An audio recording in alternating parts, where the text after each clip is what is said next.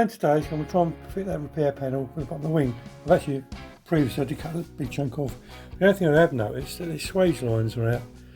So what I'm going to have to do is go undo the bolts that hold the wing on, see if I can drop it down a little bit, which might actually help because I put a little mark on there ages ago and it's grinding, so hopefully if I pull that down it won't need grinding. So when I do the bolts and pull it down, someone did tell me before when I do the lining up stuff from the back, and these swage lines are in line,